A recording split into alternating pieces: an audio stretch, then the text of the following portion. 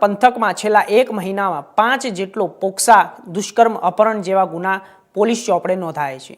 તો સાથે સાથે જસદણમાં આવનારા સગીરા પર દુષ્કર્મ અપહરણ જેવા કિસ્સાઓ બનતા હોય છે। ત્યારે વધુને વધુ એક સગીરા સાથે દુષ્કર્મની ઘટના સામે આવી છે। જસદણમાં રહેતી 17 વર્ષની સગીરા અને અહીંના વડોદ ગામે રહેતા પરિણીત યુવક મિત્રની મદદથી ભગાડી ગયો હતો। સગીરા અને ભગાડી જનાર યુવક અને તેનો મિત્ર બંને સાથે એક જ હીરાના કારખાનામાં હીરા ઘસતા હતા। બાદમાં સગીરા અને મિત્રને ઘરે રાખી તેના પર દુષ્કર્મ આચર્યું હતું। બનાવ અંગે પોલીસે તપાસ હાથ ધરી મુખ્ય આરોપી રાહુલને ઝડપી લઈ સગીરાને મુક્ત કરાવી હતી।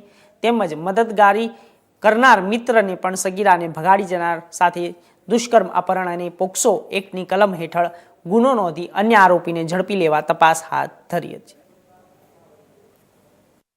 24ના રોજ એક ફરિયાદી જસદણ પોલીસ સ્ટેશન ખાતે આવેલા તેના સગીર ભાઈની દીકરીને આ કામના આરોપી રાહુલ રમેશભાઈ ઓળખીયા અને જલાભાઈ બોડોભાઈ ઓળખીયા જે બંને વડોદવાળા અપહરણ કરી લલચાવી ફોસલાવી જે અનુસંધાને BNS કલમ 87, 137(2), 54, 64 અને પોક્સો કલમ 4 મુજબ ગુનો દાખલ કરેલો છે।